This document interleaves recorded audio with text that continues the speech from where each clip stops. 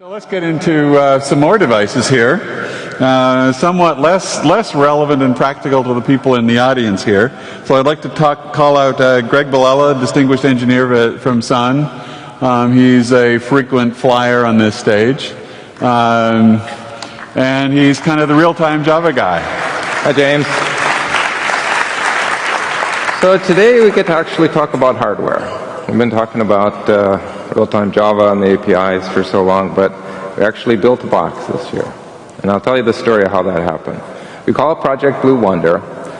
And a little while ago, an industrial automation customer came to us and said, or they decided to do an experiment. Now, this customer builds factories and refineries and train systems. And large power plants. And they primarily do the control systems for these power plants and factories. And, you know, the control is done by these things called programmable logic controllers. Right, and these things are unbelievably primitive. They're basically 19th century relay racks done in silicon. And this market is very proprietary, and these PLCs do the control, and you actually program them, but it's not in any sort of thing that you would recognize as a programming language. And the things that they can do are really, really primitive. Right. This sensor goes off, close this valve.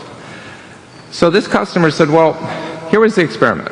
Let's take real-time Java, put it on a hacked-up Linux, and design an x86-based system for use in these harsh environments, and see if we can write a control program that would replace these PLCs. And guess what? It was a huge success. And they're actually deploying these now.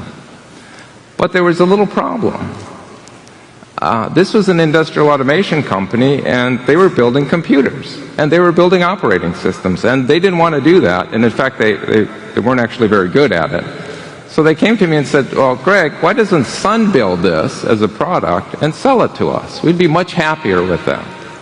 And so that's what that's how the BlueWonder project started. And here's a graphic of the slide. Well, and it's really been a funny kind of social experiment with the people in this sort of real-time control world. Is that they view software of any kind with suspicion. It's sort of this squishy stuff. Right. But you wrap software in sheet metal, and all of a sudden, you know, they understand it. It's right? Okay, right. You know, if you add some protons and neutrons to the electrons, it's good. It's good.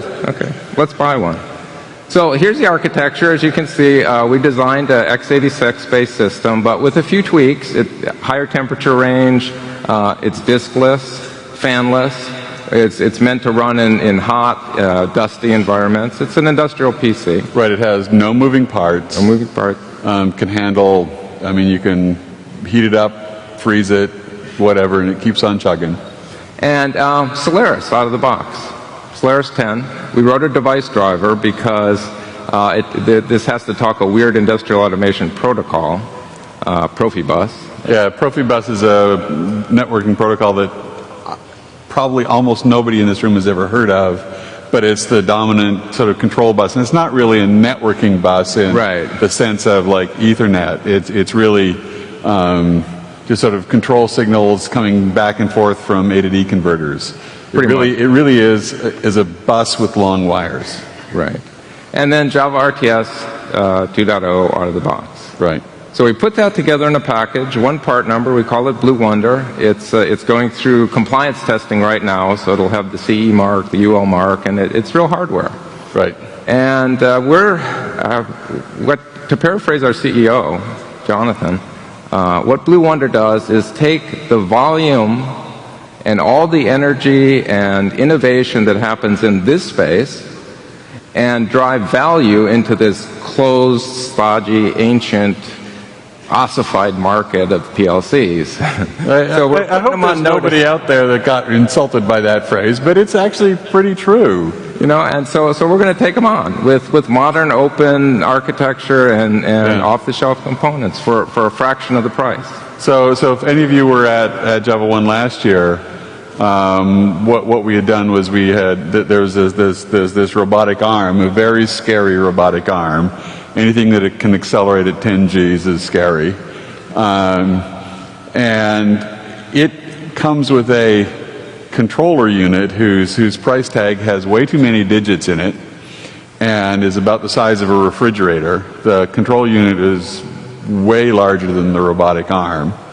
And last year we, took a little dirtball PC board, ran Solaris on it, real-time Java, and replaced this huge refrigerator cabinet of stuff. Right. So I was thinking about last August, what could I do with BlueWonder to do something fun for JavaOne? And well, you can't bring a factory in here. So I built Sydney, and here's a little architecture slide of the Sydney project. And basically we have a BlueWonder system talking Profibus to this Profibus slave, which does the A to D conversion, and a bunch of sensors and actuators. So let's go over and take a look at it. So this thing was down in the pavilion floor, and it sounds mostly like a pachinko machine.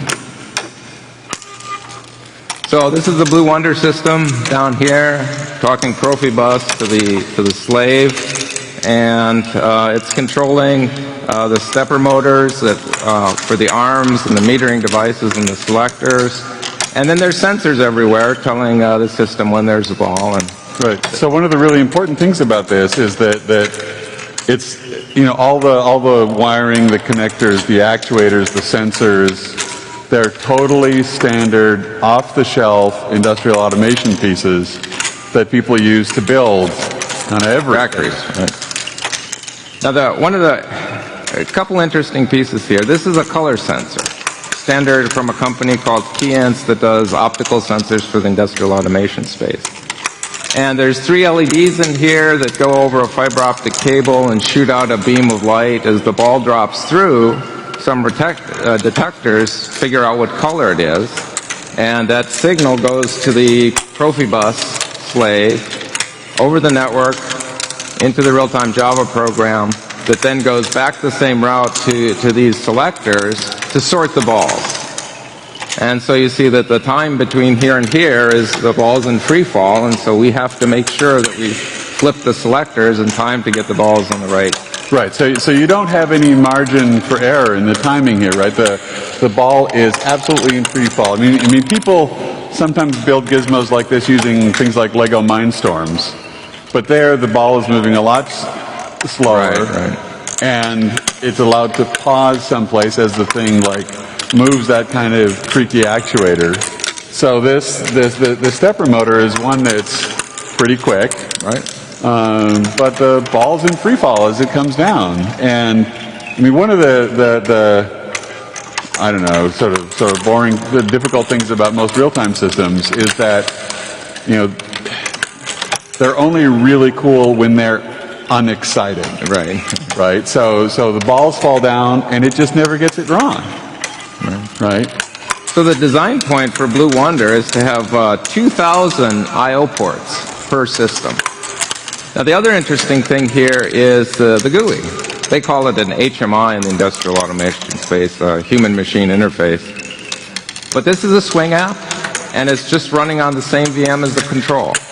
And that is absolutely unheard of in the industrial automation space. They separate it. Real-time runs on the PLCs. HMI runs on, some other box.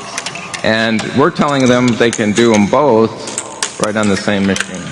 Right, and it's not just HMI stuff. It's all kinds of higher level processing. Right. I mean, one of the issues that people in this world will keep running into is that the PLCs are stupid, and yet the problems that they're having to solve are harder and harder and requiring more interesting computation. And so Java lets you do these things that are these hybrids between real time and AI expert systems and HMI graphic systems that are very tightly integrated. Every person that installs or uses PLCs that we've talked to now, we're batting 1,000 here. They hear about BlueWonder and they say, where can I buy them today? I want to replace every PLC in my factory I want to replace because it's just, we're bringing them into the modern world. Yeah. So we have one more thing to do, the lottery.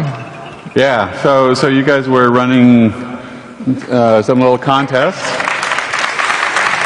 So we've got this lottery. If you didn't put your card in, it's too late.